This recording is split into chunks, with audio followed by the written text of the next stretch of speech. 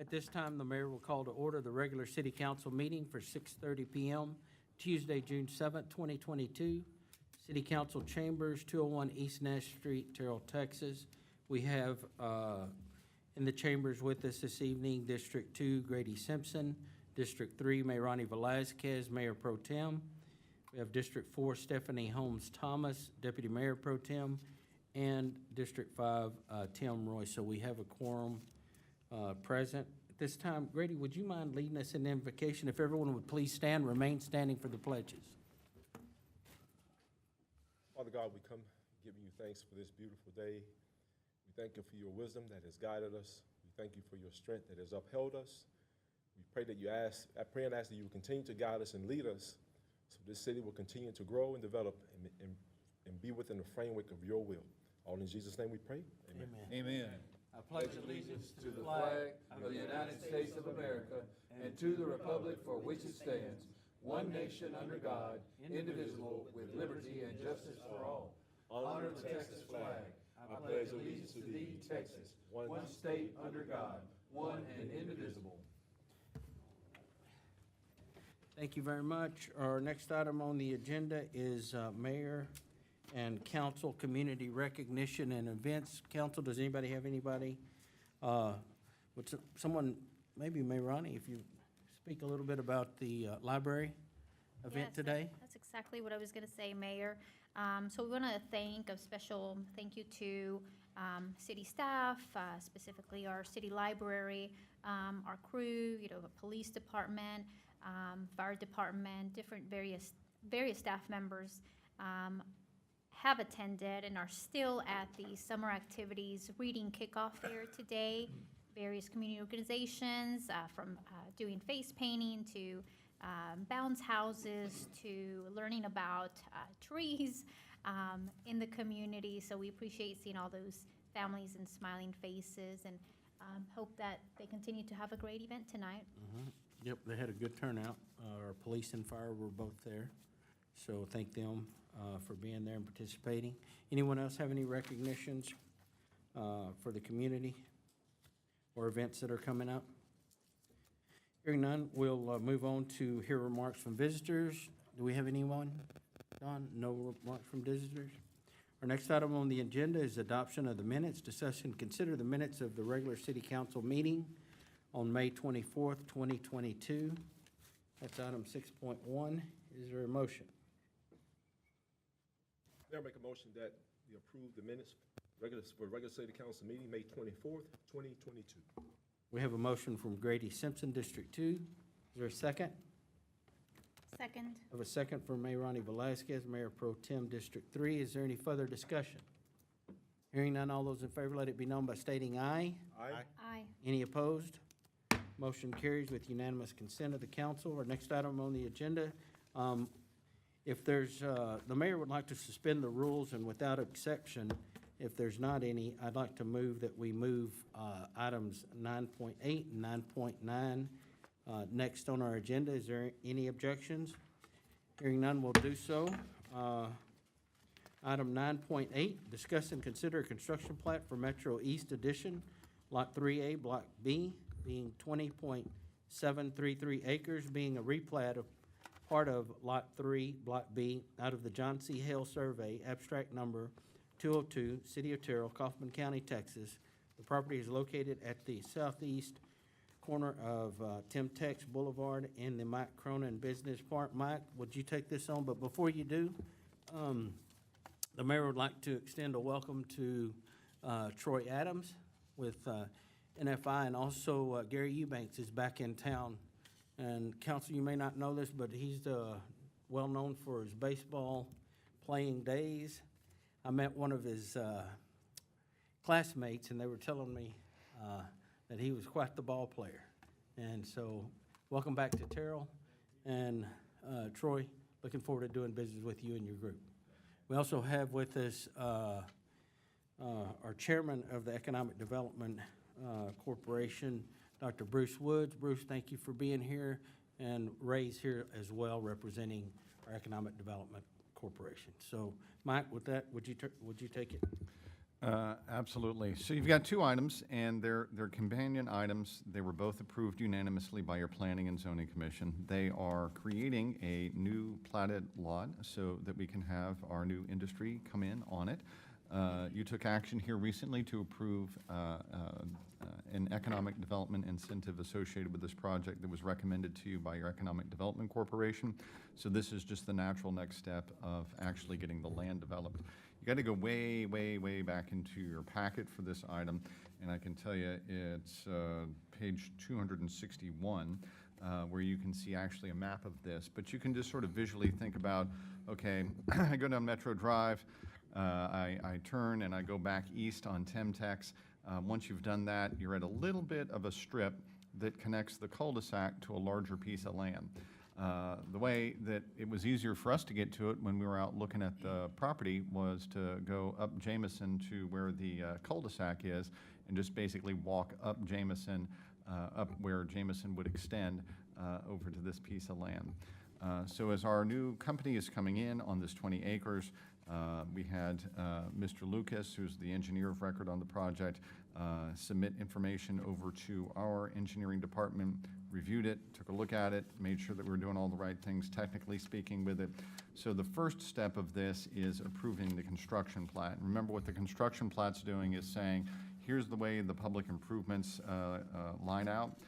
Here's the way that we're going to create the lot and make sure that everything works together, and make sure that all of the exciting stuff like, well, is this going to drain correctly? And do we have all the right-of-ways dedicated associated with that? Normally, we have construction plat, and we take a big, big pause, and we wait for stuff to get constructed.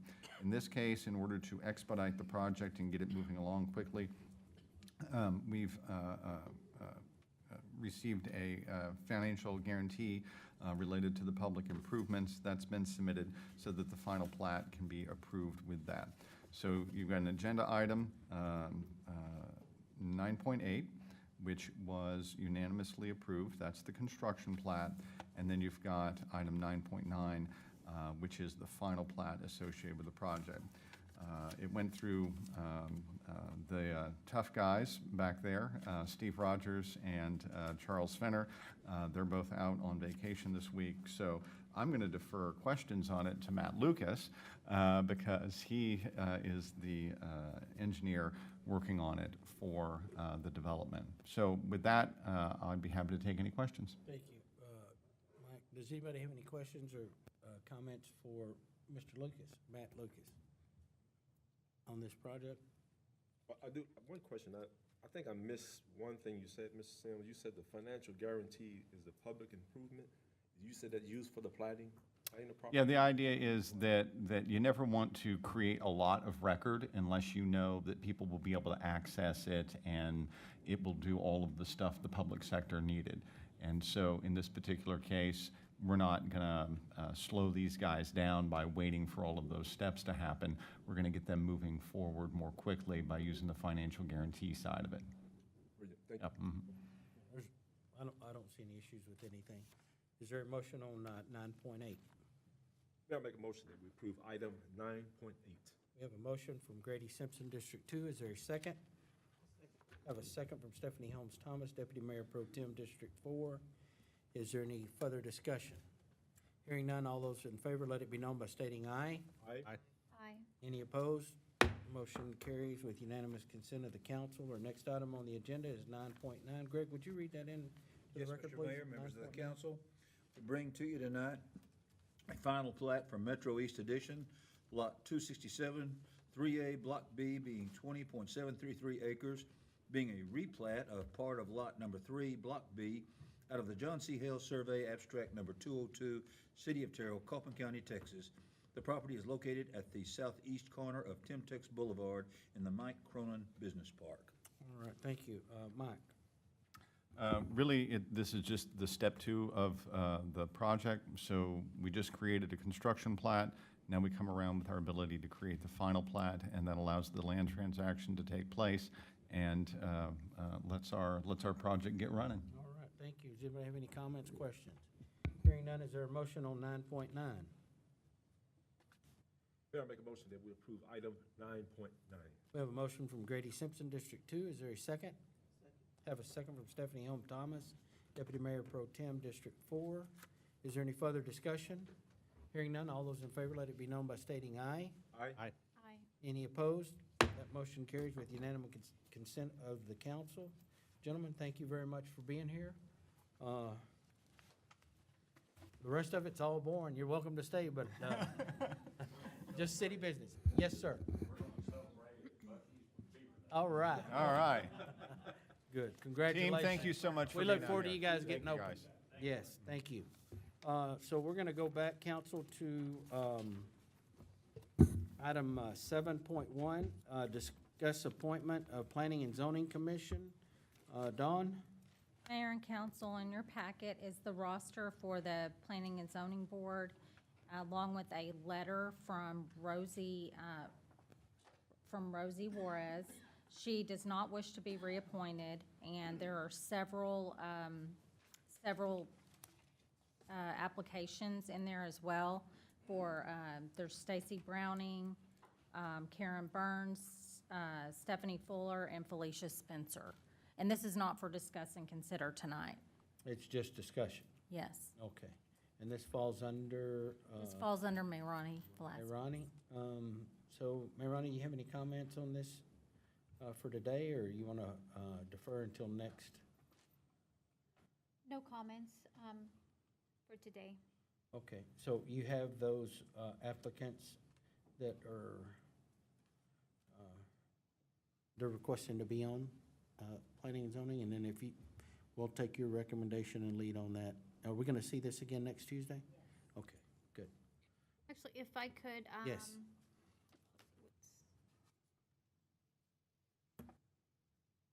after this week, looking at the following council meeting, the 21st. We have it come back on the 21st. For a discuss and consider will be at, I mean, the board, as it is at this time, isn't, we have enough members on the board. yeah, they can have, they have a quorum. The 21st is prior to the next P&Z meeting, and the 21st would certainly be an okay time to take action. So do you want to look at it again on the 21st? Yes. Okay. Next week, are we meeting next week? Okay. All right, so we'll plan on looking at that on the 21st. Next item on the agenda, 8.1, discuss dump truck purchase for the utility department. This is our Director of Public Services, Mr. Glenn Caldwell. Mayor, I'm going to take a moment before Glenn starts to mention that, there were quite a few public service department employees making that library fair happen. Yes. And when I first walked over there, I saw the broad, smiling face of Jamie Clough. He walked up, shook my hand, and I said, "Jamie, you're doing a great job. Good program out there." So the library gets all the fun and all the credit, but public services makes them look good. That's your job, right? That's our job. There you Yes, go. sir. All right, pardon me for that little, Since we're talking about it, I witnessed Glenn over there working at one of the booths. Yes, sir. Yeah, and he had those kids participating. Glenn, thank you. That's what we need from our employees, is to be out in the public and visually seeing you doing things. It was great to see everybody there, absolutely. All right, go ahead. Thank you, Mr. Mayor. Council, actually, this is an easy item in my world. So the utility department came forward and requested the need for a new 6-yard dump truck, which was valid. We have a 1996 dump truck, which is approximately 26 years old. We probably paid about $20,000 for it at the time, which was a whole lot of money. That's to prepare you to say that we're going to ask council tonight to discuss the opportunity for our department to purchase a new 6-yard dump truck. Good news, we're not coming to you asking for more money. We're going to take our existing budget and rework our existing budget to fund a 6-yard dump truck. The cost of that 6-yard dump truck is about $100,473.69. We're planning to hold that potential company to that price Something could change, but if it does, I want you to be prepared for that as well. But as it stands right now, we think we can get this truck purchased for a little over $100,000. And I'd like for you all to ask any questions. Why is this dump truck needed? It's needed because we can't get our 12-yard dump trucks in all the places that we need to get our 6-yard dump. That's the advantage we'll have. And the unit that we do have in service has served its life cycle. And I'll stop there. So we got the last truck that you bought, how many years of service was it in? About 26 years, 1996. And the new truck that you're looking at, is there a lease purchase type deal? Are we buying it outright? And then how are we handling the service issues associated with the truck? Okay, so the truck will come with a warranty, obviously.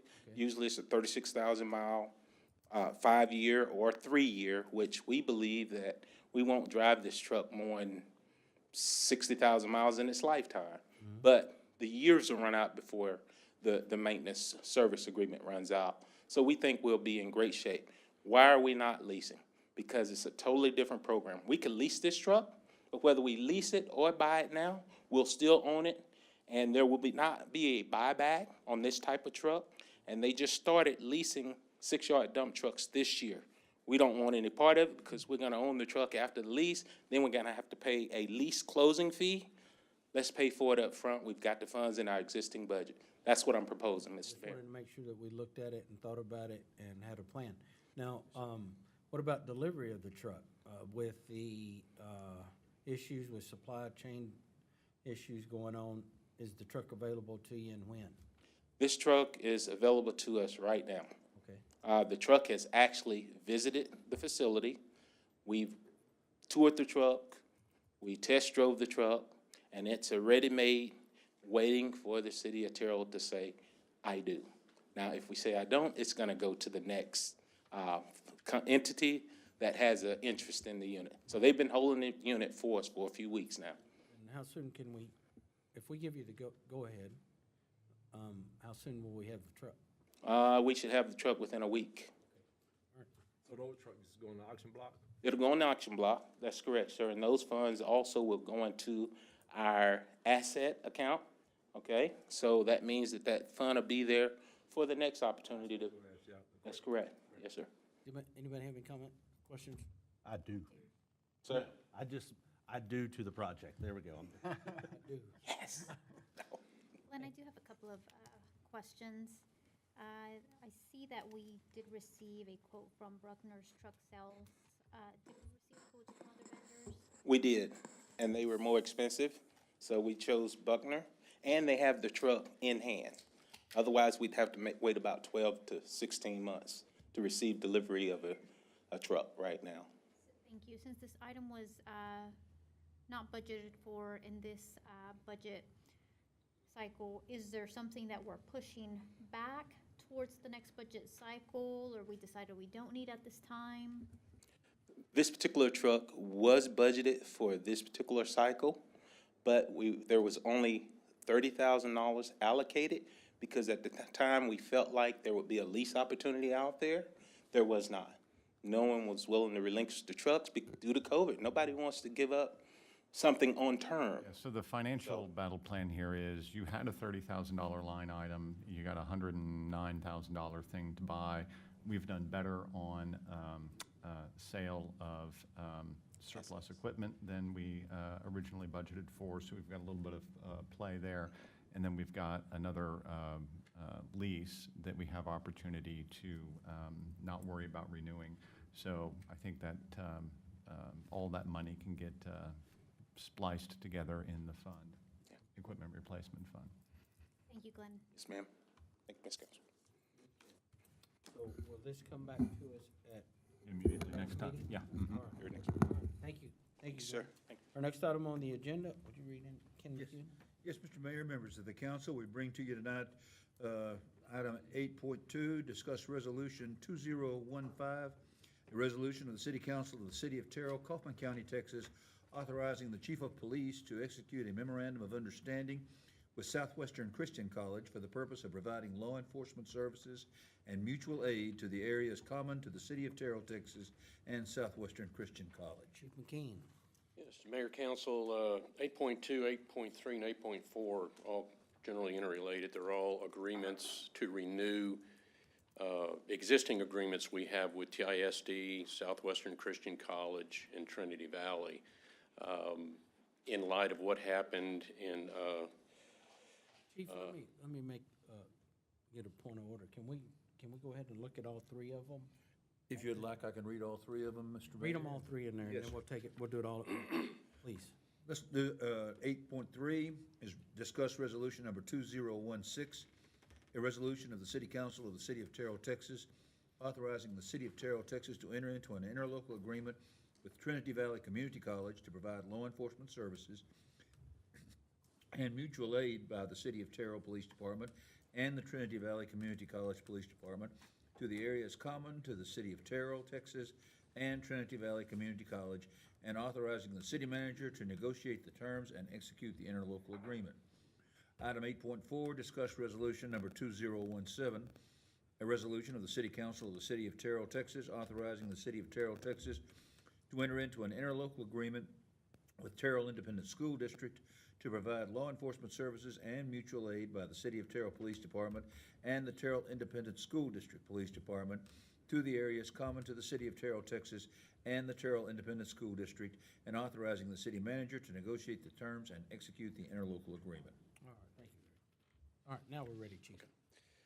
in light of what happened in Uvalde, I think it's prudent that we update these, and also there's been change in leadership with these organizations, and chiefs of police have changed, and it's time to refresh them. These agreements provide us better coordination of service. They set jurisdictions. They establish primary jurisdiction for incident management. They establish command and control authority, and they establish information sharing. I think it's prudent, again, based on what has happened, and I don't want to give any tactics away, but I think what happened in Uvalde, just to make it clear to council, if something were to happen here, we would not wait. You know, our mission is to go in immediately and take care of the problem. That's goal number one. It's not a barricaded situation. It's a go in and stop the killing, and then do a rescue mission. But we will go over, through, or around anything that gets in our way. But we'll get it handled as quickly as possible. We are meeting with TISD. We had a meeting today. We have a meeting on the 20th, I believe, to better coordinate an operational plan. And I think that'll be forthcoming here soon. We'll bring that to the mayor. But I just think it's time that these are, I think the last one we did was 2018, and obviously there's been some changes, and we just need to refresh and update them. Anybody have any comments or questions about what we're doing? Yes. Yes, Chief McKinnon, first of all, I want to say I appreciate you taking initiative on this and getting out front on it, because citizens have came and talked to me about this very thing, that the possibility this could happen here in Terrell, Texas. Right. Unfortunately, I think it's probably going to happen again somewhere, and it could be here. Yep. And I'm glad that we are collaborating our efforts with Southwestern Christian College, TVCC, and Terrell High School to get ahead of this.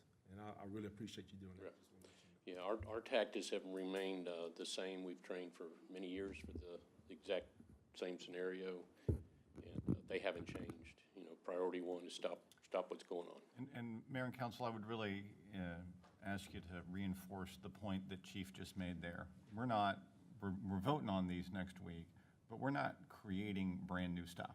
We didn't just realize we need to do this. We've been training for these exact things for many, many, many years.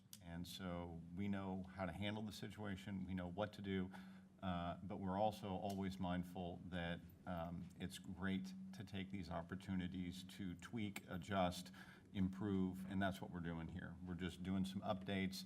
It's not brand new. So when you get questions about it, remember, we've already been training for this. Our police officers go through active shooter training on a regular basis, and they're very well trained on how to handle situations Right. like We have an active shooter training in Crandall on July the 27th at the high school. So it's an all-county call-out. So they'll set up an actual mock scenario, and we'll be called to it along with other agencies to respond to it, and it's treated just like the real thing. And this is about the third one of those we have done, so we're actively training for it. I do like to say, in regards to Terrell High School security, I was out there 2 weeks ago, was needing some documents, and they told me everything I needed to know outside on the speaker. And I wasn't insulted by that. I thought that was great. No. And I went on my way. So that lets me know that there is some type of security that's mindful of people entering the building. So I thought it was great. Mayor and council, one thing important to note too, I wrote those agreements originally, and I was hearing press reports that in the Uvalde situation, that the primary control was under the school district police department. Wouldn't be the case here. Primary control for any incident like this within the city of Terrell rests with Chief McKeon and the Terrell Police Department. Well, the chief spoke a little bit about the meeting today. And one of the things that was discussed is the left hand needs to know what the right hand is doing and who's in charge. And if it's not documented, if it's not paper, if it doesn't have a procedure to it, we're gonna have an issue. So Right. I was very pleased with how the two chiefs came together. And you know what's most important are the kids, not which department is leading and which department is following. That's secondary. And the meeting was very productive, and we're gonna move forward, and I'll keep the council updated as we get more and more information as to how the situation's gonna be handled.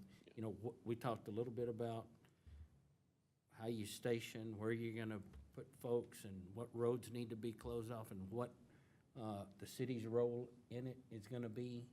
So we're gonna have things ready, and as soon as, when we can, we'll share those with you.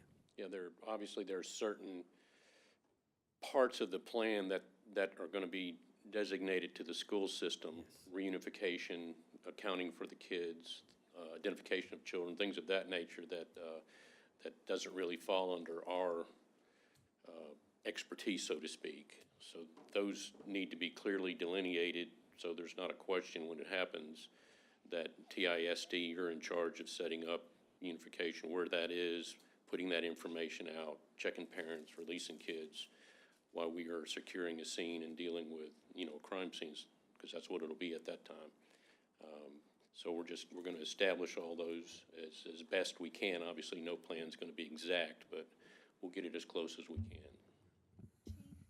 Thank you for being proactive in reviewing the memorandums of understanding. Is there for any of the three entities, do we have one that is not currently in place for one of these entities, or do all of these three entities already have an agreement in place? We have in place for all three. All three of The them? only MOU that has expired, which we'll be bringing back to you probably within the next week or two, is the SWAT agreement with Forney. And we're waiting, that expired, that was a 2-year agreement. It has expired. I'm waiting for their new chief to come in and get in place before we kind of see where she is with that. Right, and did I hear you say who the incident commander would be between us and the entities? Is that still being discussed? For TISD, it would be a unified command. It would be myself over police activities, probably administrator or Chewy over the administration part of TISD, like unification centers, where the kids go, where the buses go, how the parents pick those kids up. Our police officers would be in charge of the tactical response in the building. That's Yep. the key issue. What I was trying to make. Yeah, we would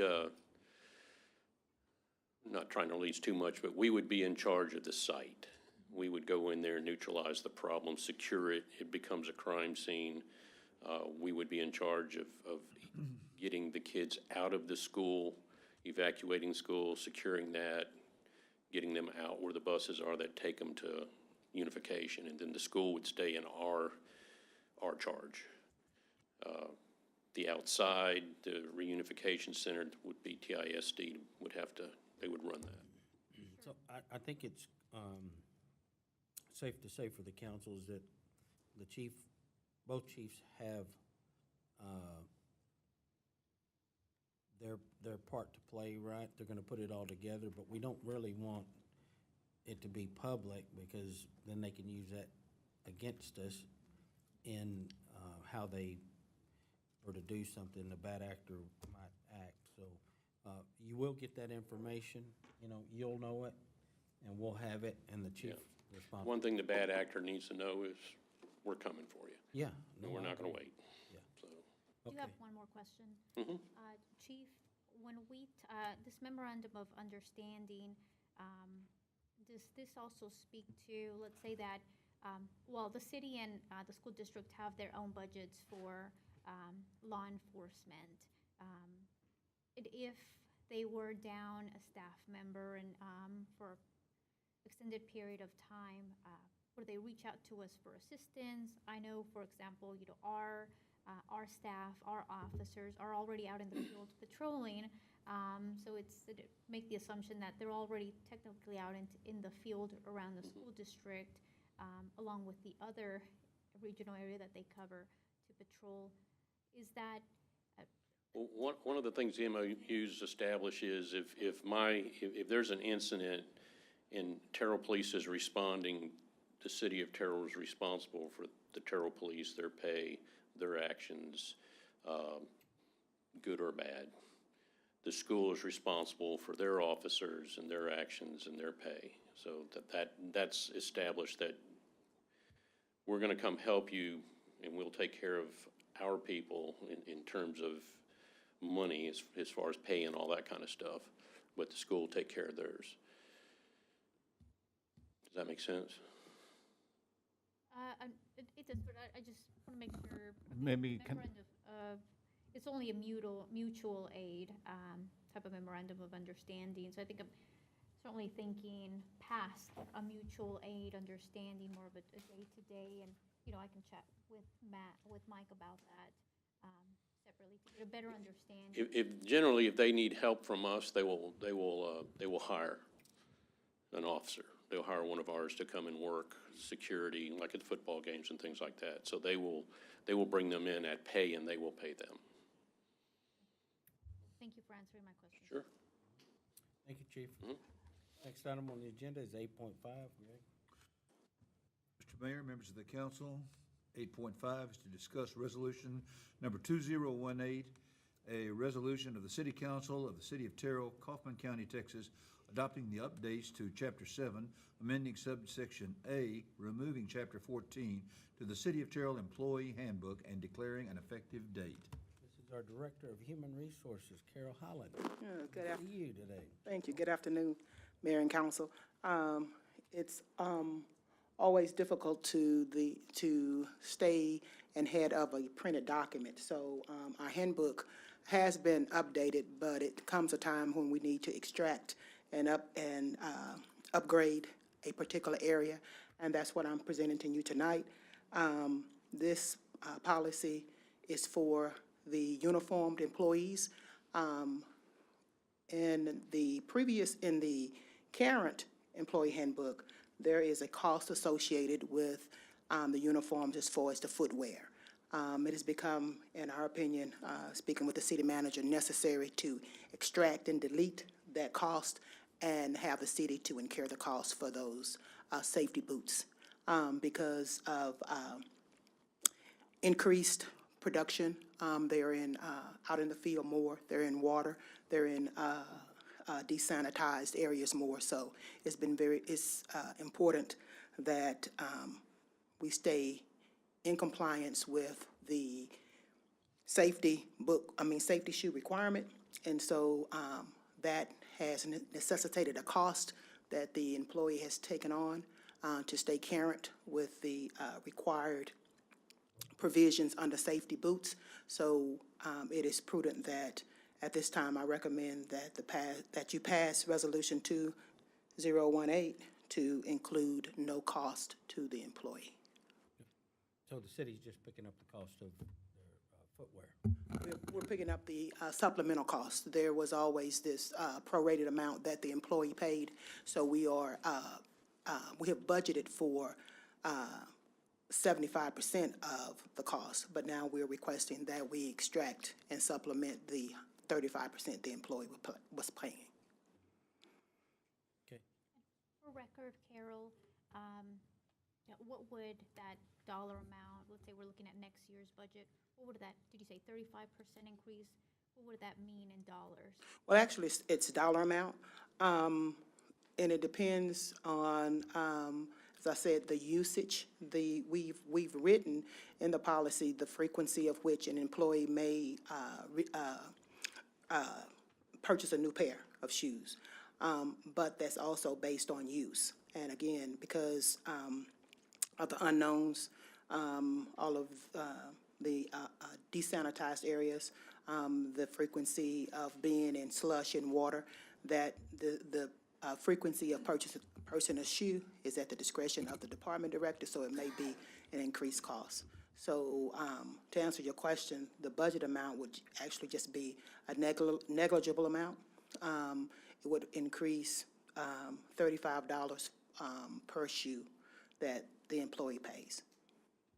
$35 per shoe? Mhm. Well, Yes. Doesn't sound like it's, wanting to get a feel of what that overall dollar amount may be and what budget line item that's coming from. I think this time of day, it's good to support our staff members and to be able to provide them the equipment that's needed that they purchase specifically for the job versus, the clothes that they normally purchase to not wear out into the field, because they're two separate things too. So essentially support staff with the equipment and tools they need to do the job. Right. We currently have actually 47 employees who fall under this provision. So you would do, one sector would be 2 pairs, so that would be $70. And then there's one provision for 1 pair per every 6 months. Thank you, Carol. I just want to clarify, is this only for full-time staff? The part-time, will they get any allowance or any, part-time is included as well? No, our seasonal and part-time employees, the cost is their responsibility. The way that we're structured, that we don't have many seasonal or temporary employees. We usually, if we do go that way, that is through an outside entity, a third party, like Texas Workforce Commission, and they provide that to them anyway. Oh, they will? Yes. Okay, I'm still worried about just safety across the board. Right, and no, it is a requirement, but usually if we are asked to sponsor or provide an employment situation for, again, a third entity, an outside party, then they usually provide the necessary equipment that we request. Thank you. Mayor, if it's okay, I'll ask Carol a question here. Carol, could you tell us or brag to the council about the nature of your recent trip to Indiana, one of my favorite states? Tell us what brought you to Indiana recently. I really can't remember, no. There was a journey. It was a dream realized, not deferred. On May 21st, I traveled to Indianapolis, Indiana,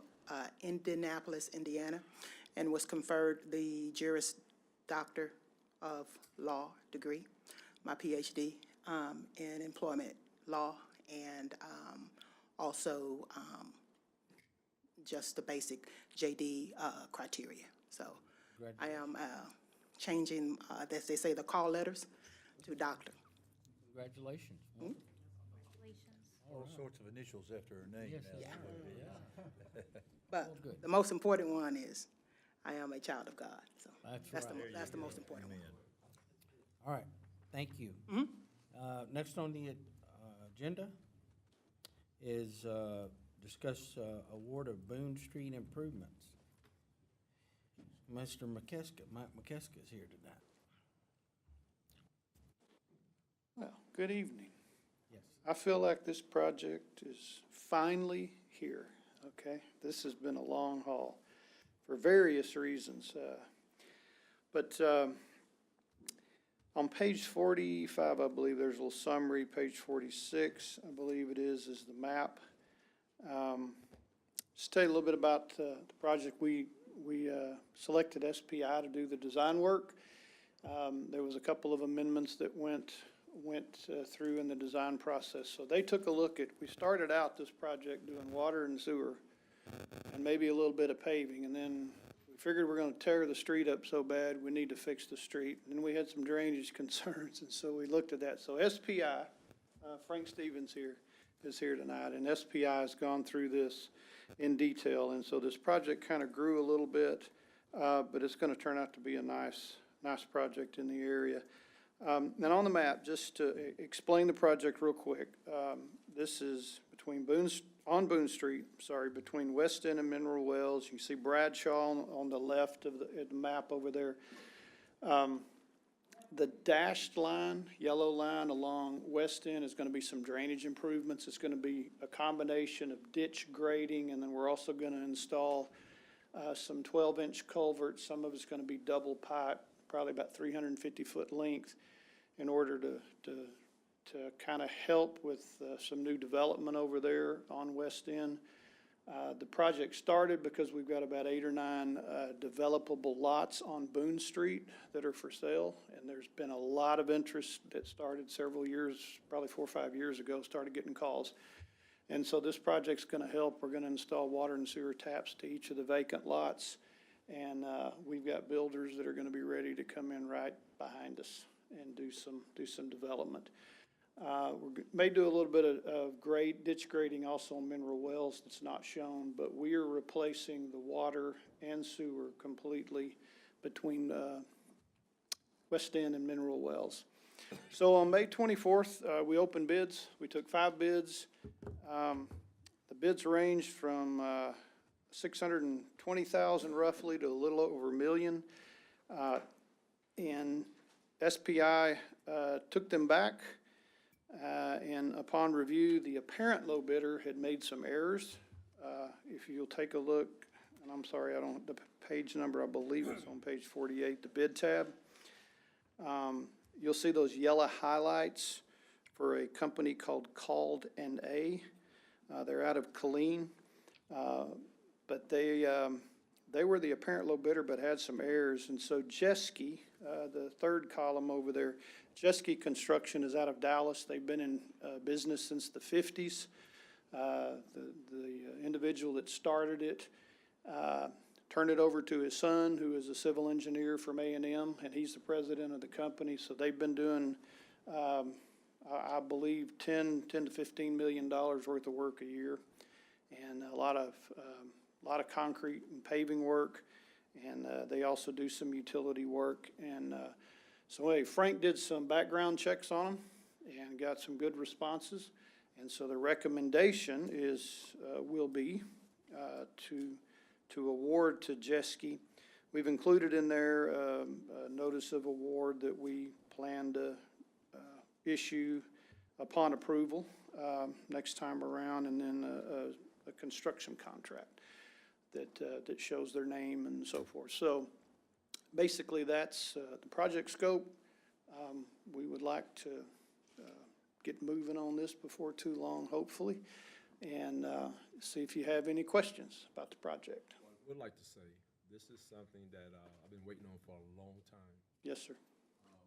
Since I got on council, that was one of the main areas that had the biggest complaints about it in terms of flooding. I mean, I'm talking about water getting into people's homes over in that area. And I'm gonna tell you, SPI has pretty much exceeded my expectations in terms of what the whole thing was gonna look like. I was just thinking, well, just stop it from flooding over there. But what you guys are doing now is structuring things to where we can encourage new development and have more housing, all those type of things. And I think it's just amazing, and I'm glad to see that this is in place. Okay, thank you. So the contract is good for how long? I meant, The construction time no, or the Bid is good for how long? It's, Do we know? I mean, well, it's typically put in there for about, anticipated award for about 60 days typically. I'm not sure exactly what the wording was on this contract. Just thinking- Frank, was it 60? okay, yeah, okay, cool.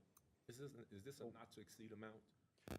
Yes, and the amount that we will be recommending is $623,688, and it's actually, because there's a combination of utility and then also drainage work, we're proposing to take some of the funds out of the stormwater fund.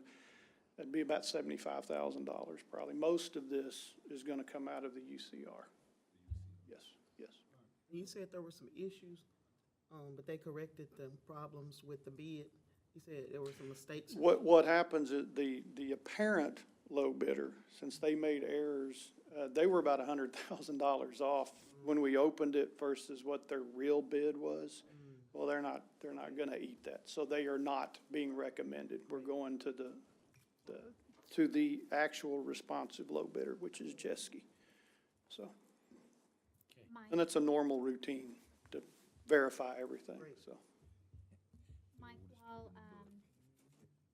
while I realize that the amount that is being recommended is lower than the engineer's opinion of the probable cost, I'd like to know where we are at in terms of the utility account.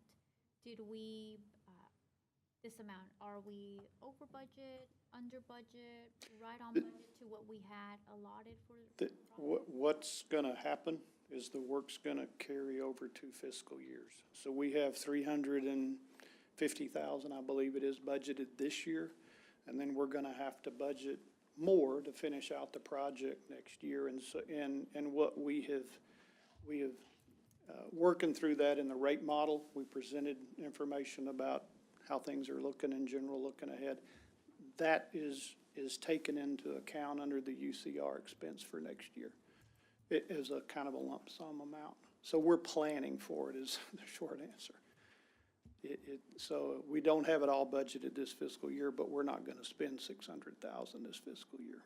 So we're good. 150,000 that we budgeted for this year, and then next year it will be under $350,000 based on. That's correct. Be about another 275,000 roughly. It depends on the exact schedule, and how quickly they work and all that, but it'll roughly be split that way, about 50-50. So, Thank you. About how long do you think the project will take? Do you have an estimation of 6 months. I think by, before the end of the year, I think we'll be through, roughly. We'll be very close. Okay. Anyone else? And this will come back to us? Next week, yes. Okay. All right, next item on the agenda is 8.7, discuss April 2022 monthly financial report. This is our Director of Housing Finance, Jamarcus Ayers. Come forward, please. How you doing, Jay? All right, how are you? Good evening, Mayor and Council. I present to you the financial report for the period ending April 30th, 2022. On the first page, it pretty much just gives you a brief overview of the general fund. Talks about sales tax, which was pretty good for April 2022. Also, some things to note is we received our tiers report from Hal Jones. He does our tiers allocation computation, and that money has already been moved over to the fund that it was that it's supposed to be allocated to. And it just gives you a brief overview of the utility fund and investments, but I'm gonna go pretty much page by page and cover the details of the financial reports for those funds. On page 57, you have the general fund, net income report for April. Property taxes, we've collected 96% of property taxes through April 30th, 2022, which is pretty good. Then we have franchise taxes. We're almost meeting our goal there on the budget for property taxes, for franchise tax. Another thing that I was talking about in the memo page is city sales tax is still coming in pretty high. And overall for April 2022, we had 1.685 million in revenue, and expenditures were at 1.851 million, which netted us a negative 166, 122 for April 2022. And what you can kind of see moving forward through the end of the fiscal year is you're going to see increase in expenditures, and the revenues are going to slowly start coming down month to month. We've collected 25.5 million of our revenue in the general fund, which leaves us with 8.24 million. And expenditures are 19.9 million, which leaves us with 13.52 million to expend. On the next page, you get a breakdown of the adopted budget revenue breakdown. City sales tax is a large portion of our revenue, as well as property taxes. For April 2022, you can see revenue mainly consisted of city sales tax at 71%. Property taxes for the month was only at 6%, and you can kind of see that go down as we progress to the end of the fiscal year. On the following page, you have a breakdown of the adopted budget expenses allocated for each department.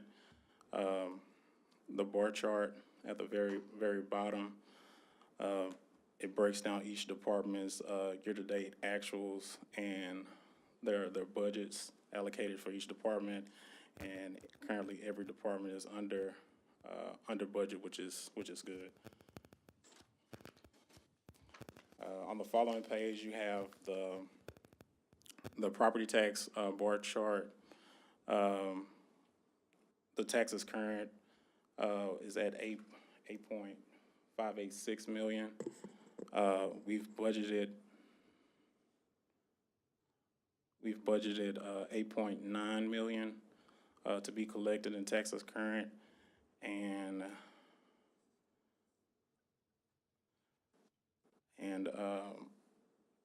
I'm thinking we may end up hitting that total, but we can only see as we progress through the next few months. On the following page, you have sales tax revenue. We've collected 1.2 million in sales tax for the month of April. The difference from 2021 was an increase of 222,000 roughly. The budgeted difference, it was 289,000. Sales tax is still coming in pretty strong, so we're expecting in somewhere around 17 million or more in sales tax revenue the last time I did my analytics on it. On the following page, you have the utility fund. Utility fund revenues was at 1.5 million.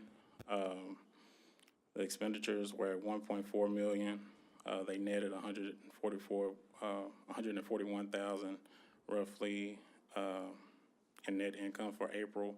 The year-to-date net is 339,000, and they seem to be on the trajectory to end right where we expected to when we adopted the budget of 718,000. On the following page, you have the stormwater utility fund. We've collected 829,000 in revenue year to date, and we've expended $429,500, and we netted $404,000 year-to-date. Stormwater utility, water utility is looking pretty good, and I think what we can expect moving to the summer, well, we're already in the summer, is that a lot of this money is going to be expended through the summer months. And then on the following page, you have the bar chart with all of the projects in the Stormwater Utility Fund, the budget amounts, and the year-to-date actuals that have been expended on those different projects listed in the Stormwater Utility Fund.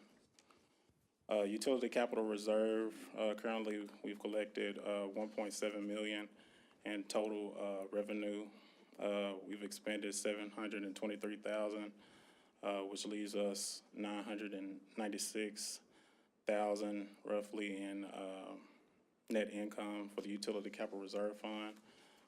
Following page is the equipment replacement fund. They have $1.08 million in revenue, and they've expended $1.060 million in as of April 2022, and they've netted $20,000 in the green. The following page is the Information Technology Fund. They're doing an extremely good job managing expenses this year. They're in the green at $448,000. The following page, you have the Capital Improvement Fund. The Capital Improvement Fund, there's $932,000 in revenue. We've expended $482,000, and we still have $450,000 in wiggle room to expend there moving forward in the upcoming months. Airport fund, year-to-date actual is $173,000. We've expended $182,000, which is showing a negative $9,000 year-to-date, which is kind of on par with what we expected with the amended budget. So that looks good. Impact fee fund, year-to-date, we've collected $261,000 in revenue and expended only $23,000 of that, and which leaves us $237,000, which is looking good. Parks and downtown improvement, they get a portion of our sales tax. They've collected $642,788 and expended only $113,974, which leaves us a net income of $528,814 through April 30, 2022. And then on the last page, I had the conversation with one of our consultants at Hilltop Securities about investments, and what he said was right on par. And we seen another significant increase in April's investment revenue. What I am planning to do, we received $2.3 million in American Rescue Plan money. So what I plan to do with that money is actually put it in one of the pool accounts. And as we expend money for the different projects allocated to the American Rescue Plan, I'm going to release that money into those respective funds, so we can have an opportunity to take advantage of that money just sitting there and not really doing anything right now. So, and that's the end of the financial report. Is there any questions that you have? Yes, I have a question. Going back to the sales tax, Mm-hmm. what we're right at $100,000 more than we were last year? Is that In total, let me go back and look at it.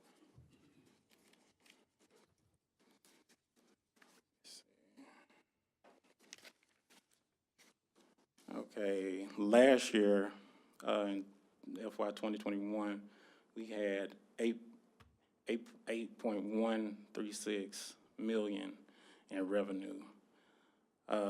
This year, year-to-date, we have 10.259 million. Well, let me ask you this So- question. Is that more of a reflection of inflation Uh, now? It's, I mean, just raw numbers that we would normally? yeah, you have different variables. Terrell's growing. You know, you can ride through town and see new homes being built. That means there's a new family, you know, coming into Terrell. We have new businesses. The one that I'm excited about is Texas Roadhouse. That's another opportunity, you know, to bring in some additional sales tax. But right now, I think I was reading it. It's one variable. Yeah, and what a lot of, even the rating agencies are recognizing is, Terrell is really booming right now. And, I mean, we're gonna see some big things, you know, here in the future, based on, you know, just how everything's happening, in Terrell. There's a lot of growth here. I had, one of my friends that, I worked with at the city of Mesquite, I had a conversation with him on the weekend, and he was like, man, I'm excited. And I was like, man, what are you excited about? He said, oh, I found a house in Terrell. I was like, you moving to Terrell from Mesquite? And he's like, yeah.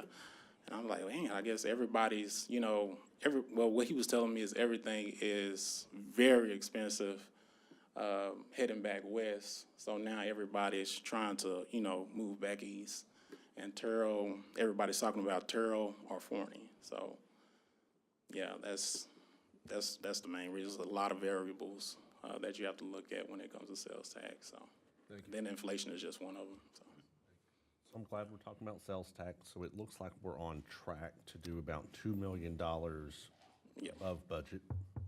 But, and that's good, right? That leads to good budget amendment conversations in Yeah. a few months, so, that's good. Mike, we're gonna be pressing you. Can't wait, and I would just remind everybody, a couple of times over the last month or so, we've had the little sheet that I've shown you that's got the formula allocations. Remember that a lot of the money that comes in gets formula allocated. Formula allocation to the EDC, to the Paddock Paddock, Board, Capital the Stallings Improvement Fund, formula allocation to the Crossroads and the Buc-ee's reimbursement. So the formula allocation to the Capital Improvement Fund. So we're mindful it's good news. We're happy it's good news. Jay and I got a report today from Moody's. They watch you every year. Yeah. Issue you a little report and tell you whether you're good, bad, or indifferent. They're leaving our credit rating identical and unchanged, so that's good news. But when you read the write-up, they're definitely dinging us for low fund balances. Yeah. And so, you know, it's good to see the money come in, and I'm going to be a little, I'll say I'm going to take the advice of my financial advisors to be a bit tight-fisted in watching that money leave. But we'll have those discussions when we talk about, you'll see on the agenda over the next few weeks, mid-year budget amendment, and that'll be Jay's chance to come forward and say, okay, here's a way of looking at that money and allocating that money in a mid-year budget amendment. And I think we've got good news there, but I'm obligated to give you a note of caution, so. I have a question, and maybe more for Mike regarding the budget for the pool. Does it seem that we're on track to keep the pool open and Yeah. staffed as we hope to have it staffed? I know there's been quite a bit of effort, so I'm wondering about. I'm going to worry that we are changing topics too much there, but I'm going to tell you before Greg tells me to shut up that I think we'll be just fine at the pool. It's just always a struggle that we'll go to the last minute where we hire lifeguards to the last minute, but we'll make it. Did I do okay, Greg? I got it. What happened at the airport? That budget item just looks a little weird. When I look at that report, I guess I should say. What do you think, when we look at a revenue versus the expense, what's the factor there?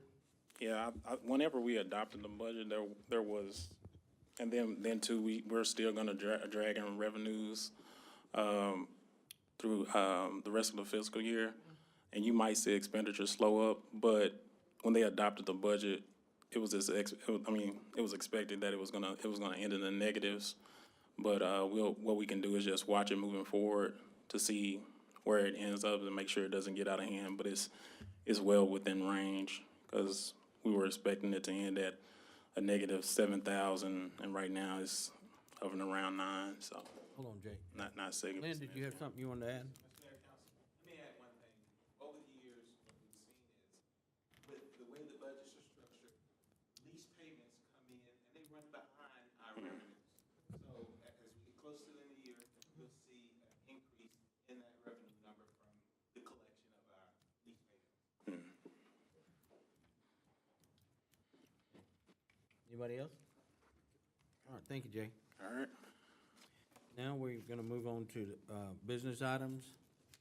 Our first item on the agenda for 9.1, discuss and consider agreement for planning services for a business plan, minimum standards and rules and regulations at Terrell Municipal Airport. This is Assistant City Engineer Mike McKesky. Ladies and gentlemen, we're going to talk now about our agreement for planning services for our airport business plan, minimum standards, rules, and regulations at Terrell Municipal Airport, featuring Mike McKeska. I'll give you the quick update, and that is that we've been working on this quite some time with the Texas Department of Transportation. It's primarily a combination of money that we have to spend, and then also money that we spend out of the if you go, stay right on there on that resolution. Take a look right there where it says whereas, right? So back in June of 2021, we said, pretty please, can we have money for part of this? That's that $300,000 that we estimated at the time, and then we knew at the time that we would be putting some money into it. So Steve and Mike have gone through a procurement process with Garver. They've selected Garver to move forward on this project, and that was Nathan Pusgrove, who you saw at your previous meeting. Mike, you want to fill in any of the details around that? Well, my apologies.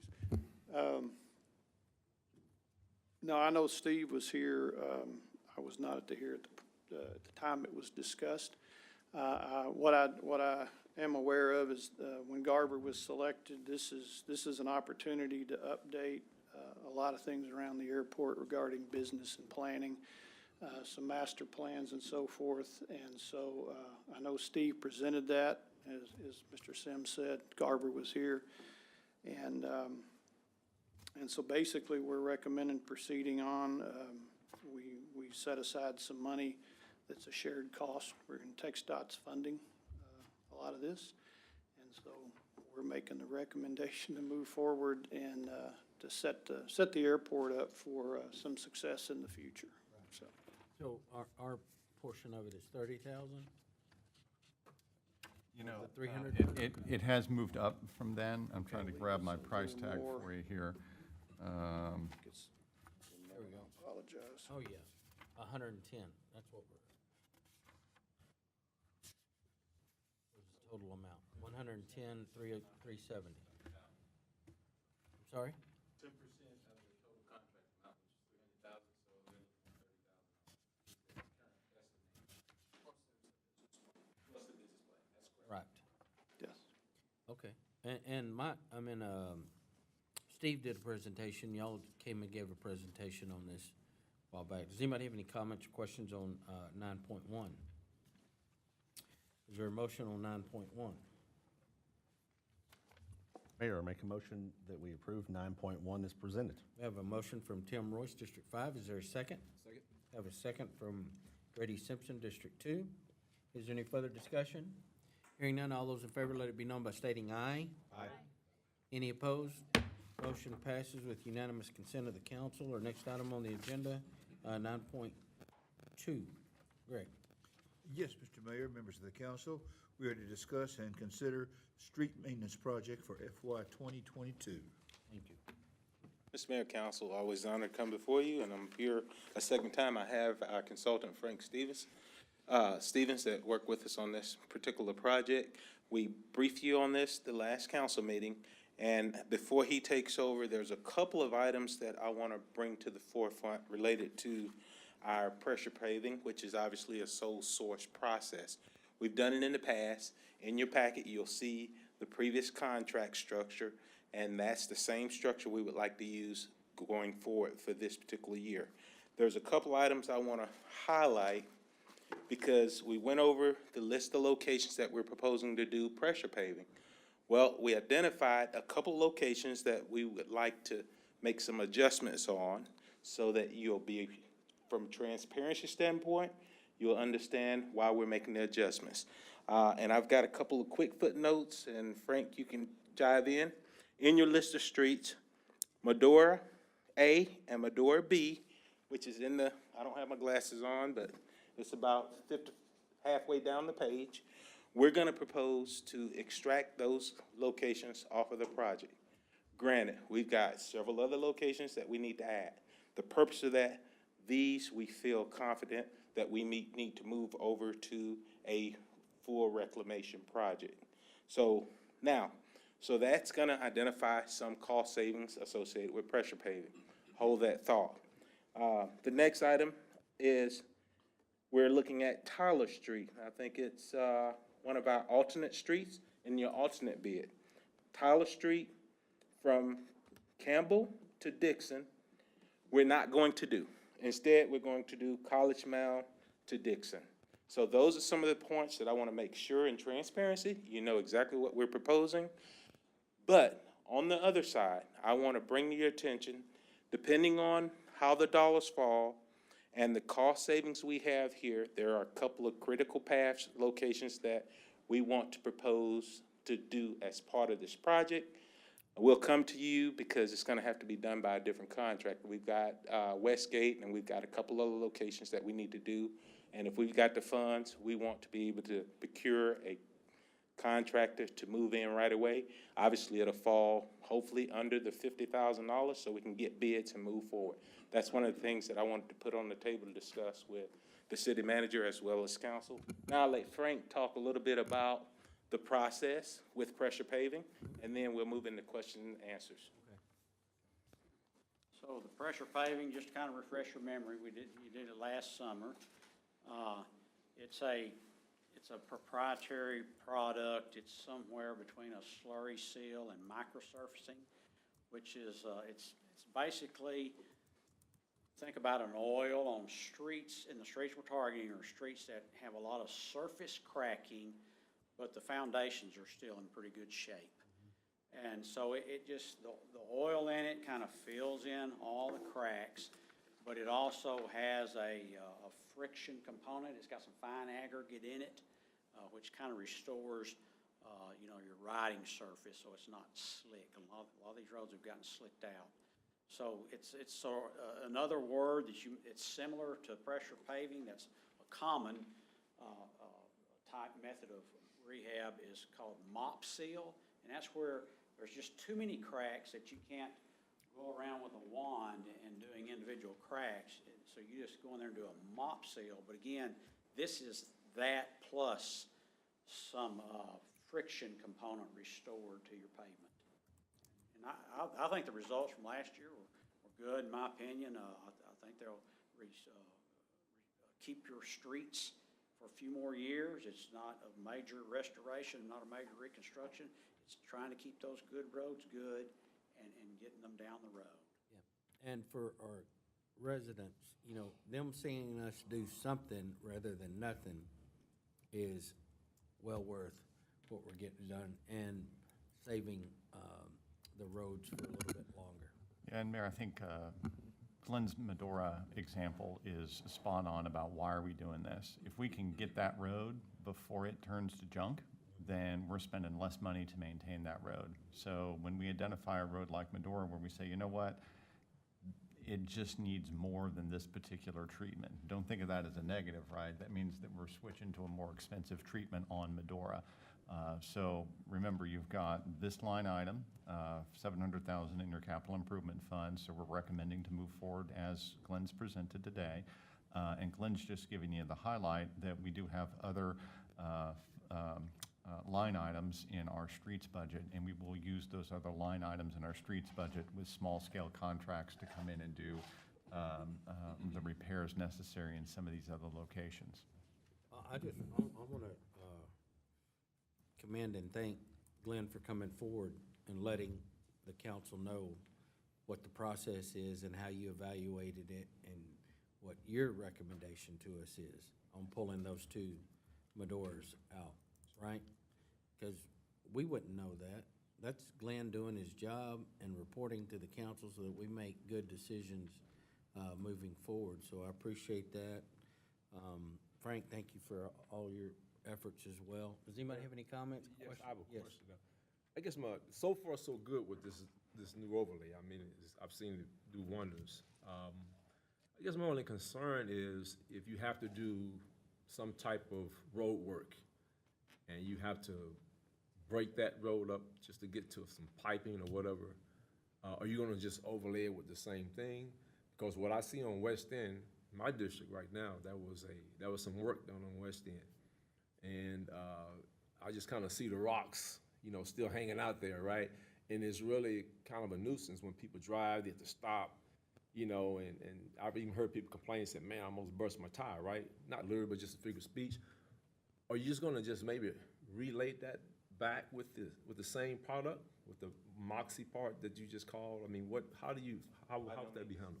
No, sir, because it's a utility repair, whether it's Encore or the gas company or phone company or the city of Terrell water, sewer, what have you, or storm drain, we do a full depth repair in that area. So we obviously do the repair, then we dig down 6 to 8 to 10 inches. We come back with a flowable fill material, and then we overlay over the top of that. So we basically bridge over whatever's been repaired below the surface so that you've got consistent drivability. You never know that repair was done, because in the past, things would settle and it becomes a huge dip. We've done away with those issues. Now, that repair process is a little more expensive, but in the long term, it's far cheaper than what we've done in the past. So you get a full depth repair in those situations. Just as long as I know it's gonna be repaired, Is there a we're time good. I want that frame? smooth ride down West End. Let's say we have to do it for the councilman, we have to do a repair cut. What's the time frame for that to be readdressed and fixed? Okay, wishful thinking. Our goal is always within 2 weeks, because you gotta let the utility company get in, we gotta let them get out, okay? And then due to the fact that we have several tasks, it takes a little time to get our staff or the contractors here in-house. Realistically, it usually takes about 20 days for a turnaround, okay? And one of the things, oh, go ahead. I was just going to also clarify, sometimes what you're seeing out there is that, let's say Atmos was digging something up, or Suddenlink or somebody like that. They may dig a hole, do a little bit of work in it, and say, hey, we'll be back in 60, 90 days to finish that work, because we dug a hole here and we want to do some other stuff in this hole, and they'll come up and they'll want to keep that cut open for a long time. And that's very frustrating to all of our citizens, because you see that open cut for a lengthy period of time. So don't hold Glenn accountable on that. If I got a utility company messing around in there 2 or 3 times over a 90-day period, it's going to stay open for a long time, and it's going to be gravel and get filled and gravel and get filled, and that can be very, very frustrating. I know where you're talking about on West End. I'm really impressed with West End. A little further east, I mean, there was an area where the level was uneven, and you just knew to stop, slow, go around, let the oncoming traffic come so you can go in the other lane. I'm really impressed with West End further east of that. All that's even again, very drivable, and we appreciate your efforts. And I'll close with this. One of the things that we probably don't do a good enough job is communicating out who should be held accountable. Because for us, it doesn't matter. So when the customer complains, we don't try to explain whether it was Suddenlink or on. We accept the responsibility, and we become even more aggressive with our utility entities that we work with, to try to push them to be more aggressive about resolving the problem. Same for us. We're not exempt from that. When you call, we hear you, and we need to respond. I wonder if, is there something in place for the council members? Let's say we're gonna do a utility cut in one of the roadways. Are we letting, let's say, Grady or Stephanie in their district? I wish we had a way to just let them know, hey, if you get a call, this is what's going on. I would love that. You know, just communication, some way to communicate with, and it doesn't need to be immediately, but, you know, if you're aware, who's aware of, we're getting these, utility cuts done, maybe the city's doing, maybe we're gonna be doing some work on the roadway. Not for the mayor so much, but for the council members, it would be good if they were kept in the loop. So when their constituents call them, they can say, yes, I'm aware of it, and it's either Suddenlink, or it's the city, or it's, the worst thing that a council member or a mayor can do is say, I don't know, right? When they get contacted. I don't know, that's what I told the chief, the two chiefs today, is you shouldn't have, I don't know. You should have something in place and get back with them. Let me take that on as a little project between me, Dora, and Glenn. We'll sit Okay. down and talk about it. We'll get you a system set up, yeah. Thank you. I do have a Thank you, Glenn. question. No. I have questions. So I want to make sure I understand correctly. For pressure paving on South Medora from Baker to University, recommendation is to move it off of pressure paving because we need to do a full depth reconstruction of the street. When do we anticipate, if council approves that in a future budget, when would that recommendation come forward? Well, we think that we've already got a list of locations that we essentially have them ready to come to council now. But we wanted to get this across the finish line first, and then we'll come back with a list of, I think it's about 7 locations that we'd like to propose, but I need to vet that with the city manager first, and then we'll come to council. So whether that's 30 days, 60 days, I don't want to overcommit without meeting with administration Would first. that be full, are we talking full depth reconstruction, or are we talking just an overlay? Full depth reconstruction for these locations that we're proposing. And then, for Tyler Street, while I certainly agree that College Mound, you know, from Dixon to, and forgetting the other street name, but, that area, fan of the idea to have, that area be on the pressure paving list. But tell me, for Tyler Street specifically, what is the plan for Tyler Street? When would we look to doing something again at Tyler Street? That's a great question. Our goal is obviously, as per the last meeting, we have what's called a zipper. And I extended the invitation that what we were going to be doing is we're planning to do pulverization, cement stabilization in-house, and then have a contractor come in and do the overlay. So we've got the unit ready to go. We're waiting on one item for our motor grader, so we're working on that, and we feel pretty confident that if we can't, we're gonna be ready for these within 3 months, 6 months, depending on the dollar amount that it impacts the current budget. And if I don't have the dollars available, then Mr. Sims is probably gonna look at me sideways. See, you find the money. So I need to have time to make sure I can come forward to him to show him how we're gonna cover that cost. We're gonna have a huge cost savings because we're gonna do a ton of it in-house, right? So all we're gonna be paying, Lord's will, is only for the overlay. So there'll be a touch of blue topping that we'll do. They'll do a final blue top, and then they'll do the overlay. You said that would be in approximately 3 to 6 months that we have discussed the plan specifically for the Tyler Street area that we're deferring now from the pavement to pressure paving, pressure paving to the plan you just described. That's correct. I feel confident we can come forward with a plan after vetting it with the city manager. But I don't want to overspeak that and put too much emphasis on that. We need time to I'm work. gonna tell you that we realize speed is of the essence. I like being scored and being held accountable. We have a robotics or another technology to grade our streets coming up again this fall. And my push for Glenn is get as much done before we rank our streets again. So we're going to be pushing to get it done as early as possible because I want to get a good grade on my street score. So, a simple follow-up. This plan, this contract is only for pressure paving. It's not for overlays. Do we expect to have an overlay list coming soon or 2023? No. What your budget has in it is, I'm sorry, what your budget has in it is enough money for us to do. This is our big project for the summer, and we will be supplementing this with some other line items that are already budgeted for Glenn, where we were able to do pavement collapse repairs and smaller overlays in selected areas. So the effort that Glenn's talking about here is Frank and Glenn going through the process and saying, okay, how much of Medora can we get done in a timely manner, and what will just the overlay be on that for the portions that we do in-house? Same idea with Westgate.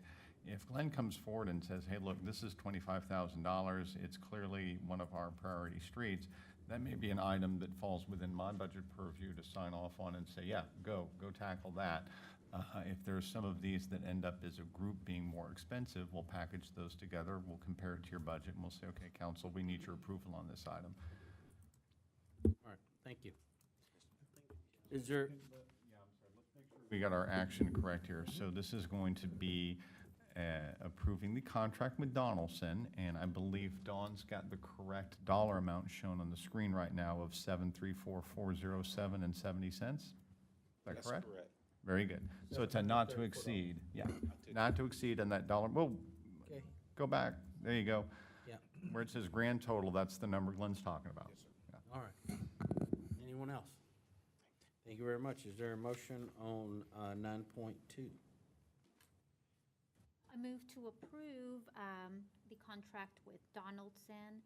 Sorry, I had my screen just, That's right there on your. Right there, that one. in the amount not to exceed of $734,407.70 for the FY 2022 street maintenance project as presented today. We have a motion from Mayor Ronnie Velazquez, Mayor Pro Tem District 3. Is there a second? Second. Have a second from Tim Royce, District 5.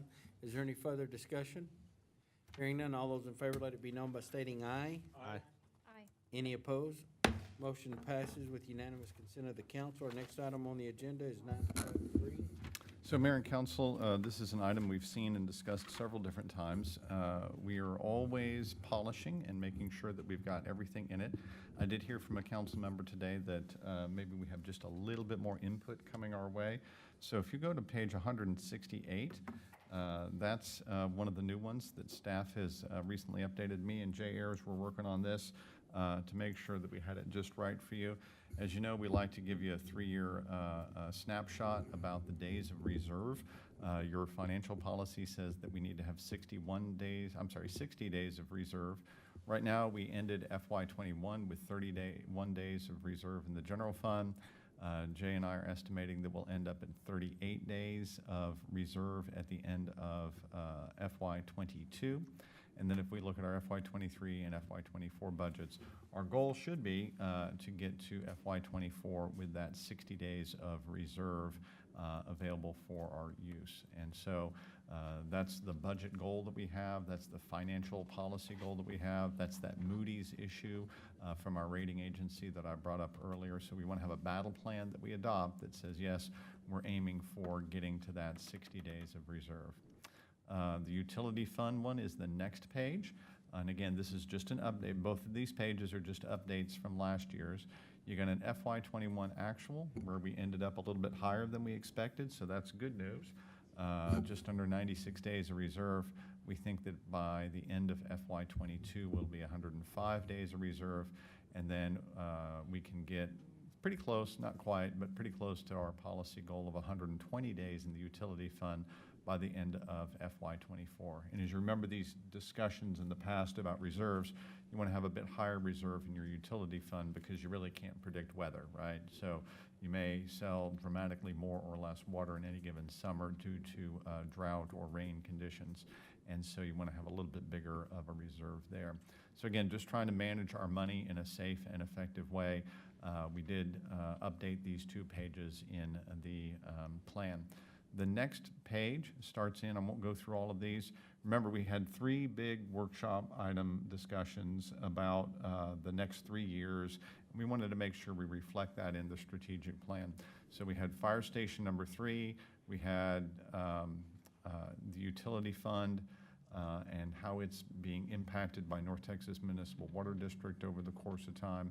And then we had our downtown planning issues. Those 3 PowerPoints that we provided you, we really just felt like the best way of keeping track of that over time was to go ahead and include those presentations verbatim as they were presented to you previously in the strategic plan, to give you some flavor about the 3 big things that we think are happening over the next 3 years. Again, that's Fire Station number 3, a very important safety project for us, utility rates and utility projects, and then all of our combination of downtown plan efforts. There's a ton going on downtown, and I won't go through all of that right now.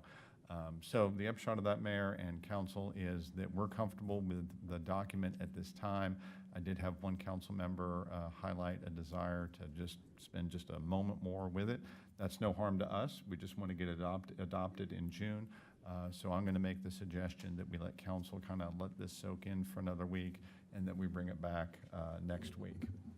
Is there a motion to, Mayor, I have a question for the Yes. city manager. On the utility goal for the capital reserve, what does that mean to the rate model for the next 3 years?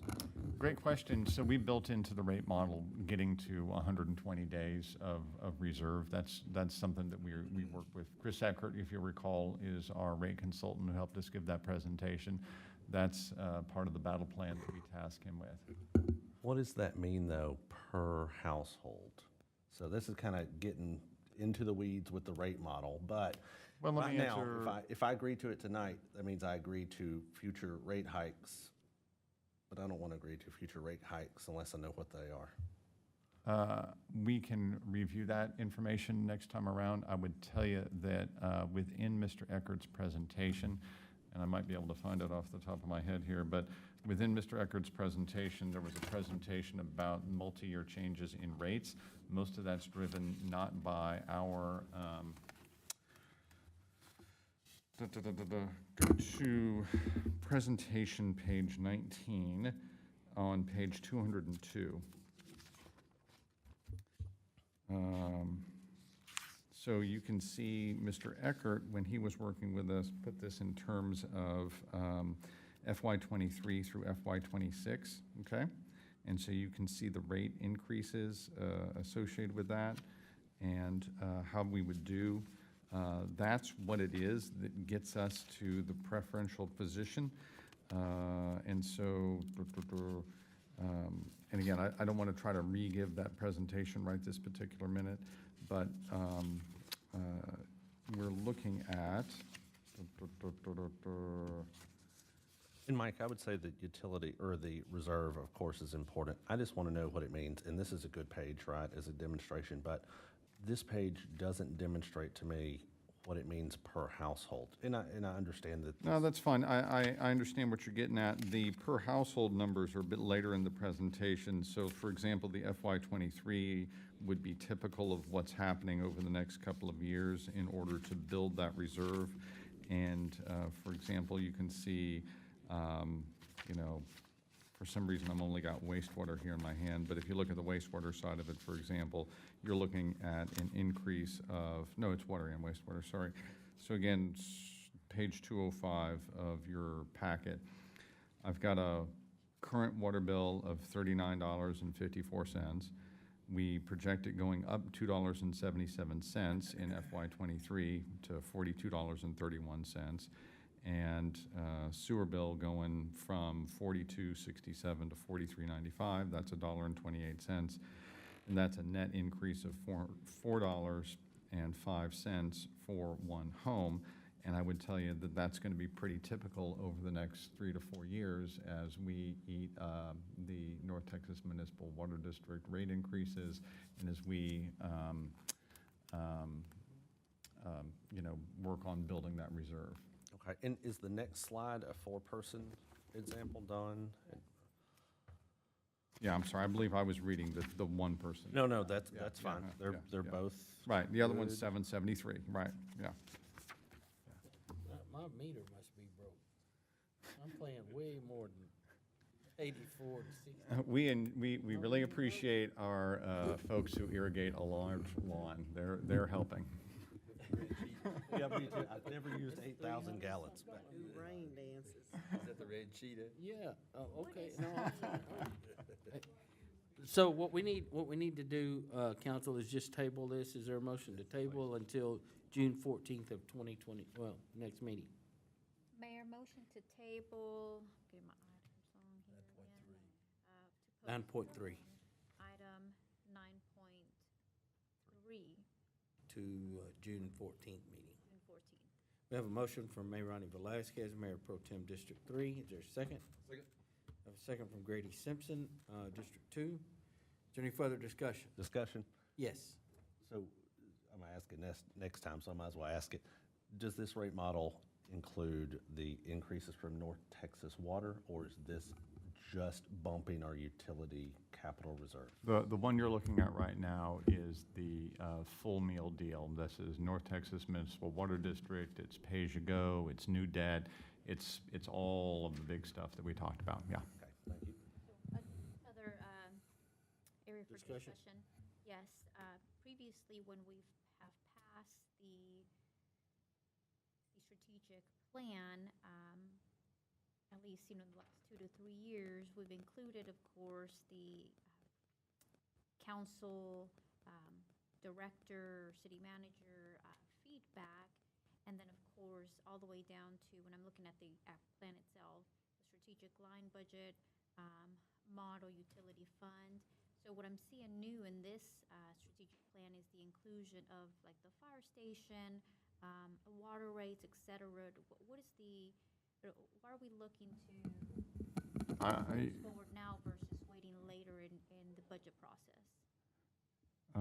We were only trying to give everybody the transparency of saying, this is the information we looked at this year. So think of it as, and maybe I just need to label it, these are the appendixes or the appendi, so that you can have record of what was presented to you during our strategic planning process. I don't want to give you the impression that when you vote on the strategic plan, you're saying, I like every word of that PowerPoint presentation. I think that'd be way too broad of an interpretation. It's a strategic planning document. You're getting your main goals down. For your convenience and for your reference, we've included these 3 PowerPoints because we felt like it was important background information for you. And I can put a tab in there or a separating page saying, here, this is the appendix.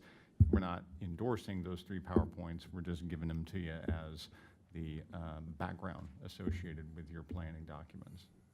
Well, thank you for that information. That was going to be a follow-up question to Greg, our city attorney, if committing to the pushing forward the strategic plan would put us in a bind to approve all the what we're calling would be called an appendix moving forward, or would we still need to approve those specifically, as a separate approval in the proposed budget for the following year?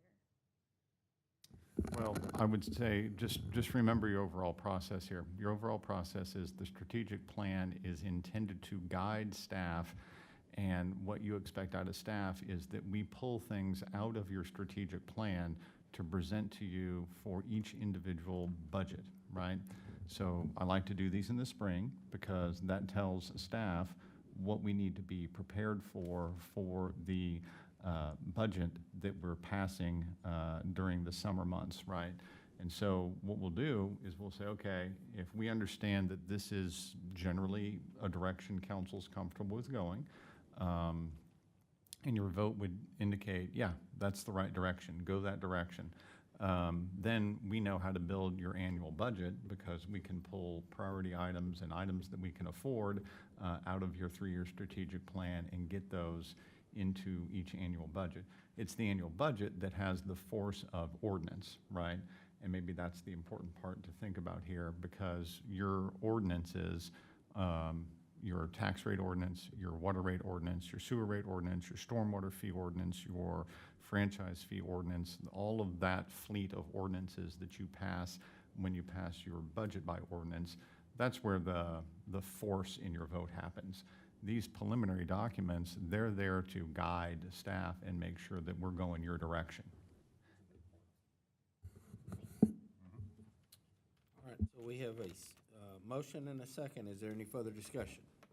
Hearing none, all those in favor, let it be known by stating aye. Aye. Any opposed? Motion carries with unanimous consent of the council. Our next item on the agenda is 9.4. Mr.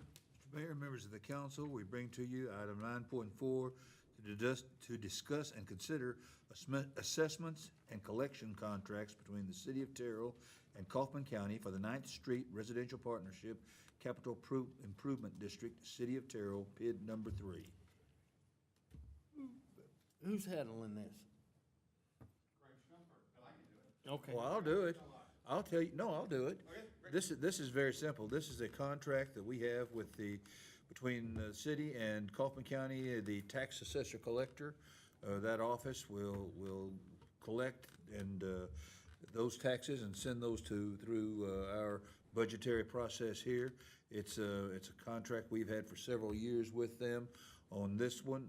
In fact, we have, I believe, at least one other one, PID number 4, that's basically the very same scenario that we'll be taking up after this. But it's basically with Kaufman County and the city for collection of these taxes. Nothing's changed on the dollar amount? No, sir. Everything is carried over from the previous year. All right. Anybody have any comments? Is there a vote? Is there a motion on 9.4? Mayor, I make a motion that we pass 9.4 is presented. Have a motion from Tim Royce, District 5. Is there a second? Have a second from Mayor Ronnie Velazquez, Mayor Pro Tem, District 3. Is there any further discussion? Hearing none, all those in favor, let it be known by stating aye. Aye. Any opposed? Motion passes with unanimous consent of the council. Our next item on the agenda is 9.5. Yes, Mr. Mayor, this is to discuss and consider assessment and collection contracts between the City of Terrell and Kaufman County for the 9th Street Residential Partnership Maintenance Public Improvement District, City of Terrell, PID number 4. This is exactly the same contract that we discussed in the previous item, and is no change from last year. Again, cost still the same, $1.50 and $2.10. Exactly. All right, is there a motion on 9.5? I'll make a motion to approve item 9.5. We have a motion from Grady Simpson, District 2. Is there a second? Have a second from Mayor Ronnie Velazquez, Mayor Pro Tem, District 3. Is there any further discussion? Hearing none, all those in favor, let it be known by stating aye. Aye. Any opposed? Motion carries with unanimous consent of the council. Our next item on the agenda is 9.6. And that would be mine also, Mr. Mayor.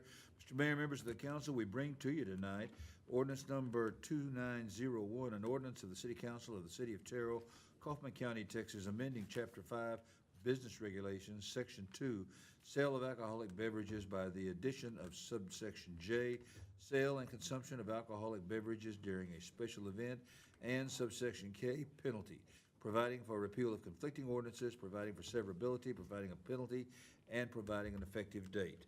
Basically, Mr. Mayor, this is, I guess we're just cleaning up a clerical error from an ordinance that was previously passed. Okay. And before it was the city and the Chamber of Commerce. We have now added to that the BFTS Museum. It was not in the original ordinance, probably just an oversight. I guess I'll take as much credit for that as anybody. I'm the one that wrote that ordinance, but all I can say in my defense is that sometimes when you write these things, it's difficult to think of everything. Okay. And this is just a clerical clarification to include them. No other change in the previous ordinance. We're just reaffirming that. And with this. I would say in the real world, we were originally going to do a partnership between city, chamber, BFTS for 4th of July, for British Bash, some of those other things. And we're doing the exact same thing.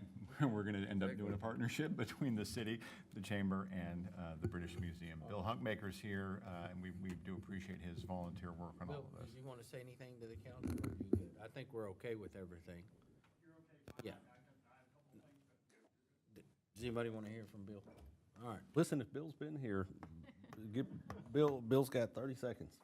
No, he's good. Let's go. So is there a motion, please, on 9.6? Mayor, I make a motion that we approve 9.6 as presented. We have a motion from Tim Royce, District 5. Is there a second? Second. Have a second from Grady Simpson, District 2. Is there any further discussion? Hearing none, all those in favor, let it be known by stating aye. Aye. Any opposed? Motion carries with unanimous consent of the council. Our next item on the agenda is 9.7. Mr. Mayor, members of the council, we bring to you tonight resolution number 2013, a resolution of the City of Terrell suspending the June 17, 2022 effective date of Encore Electric Delivery Company's requested rate change to permit the city time to study the request and to establish reasonable rates, approving cooperation with the steering committee of cities served by Encore to hire legal and consulting services and to negotiate with the company and direct any necessary litigation and appeals, finding that the meeting at which this resolution is passed is open to the public as required by law, requiring notice of this resolution to the company and legal counsel for the steering committee. This is going to be handled by our City Secretary, Don Stahl. Mayor and council, we talked about this last week. Resolution number 2013 basically suspends the June 17th effective date of Encore's proposed rate, their rate change that they're wanting to do for residential rates and streetlight rates. This will basically give the Encore Steering Committee time to negotiate a lower rate or, any kind of litigation that they need to do. And that's basically what 2013 will do. I'll be happy to answer any questions. Anybody have any questions of Don? Hearing none, is there a motion on 9.7? Move to approve resolution number 2013 as presented. We have a motion from Mayor Ronnie Velazquez, Mayor Pro Tem District 3. Is there a second? I have a second from Stephanie Holmes Thomas, Deputy Mayor Pro Tem District 4. Is there any further discussion? Hearing none, all those in favor let it be known by stating aye. Aye. Any opposed? Motion passes with unanimous consent of the council. Our next item is staff reports. 10.1, receive National Incident-Based Reporting System, April 2022 report, and also discuss May 2022 Terrell Fire Department monthly report. Mr. Sims? Mayor, as usual, with these informational reports, we like to get the data out to you. And if you got a question or a comment, just shoot me or Dora or Ken or Shane a note. We'd be happy to follow up and answer any questions about the data. Anybody have any questions? All right. Next item on the agenda is to adjourn into executive session in accordance with Section 5 Government Code to discuss the following. Section 551.072, deliberations regarding real property. Section 551.087, deliberations regarding economic development negotiations. We are now in executive session. Yes. Just before. Wait.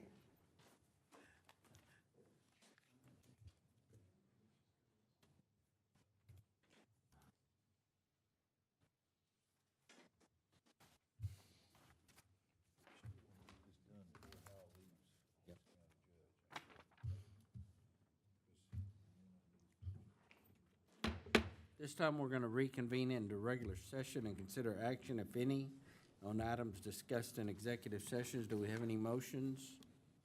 Hearing none, we're adjourned. Thank you.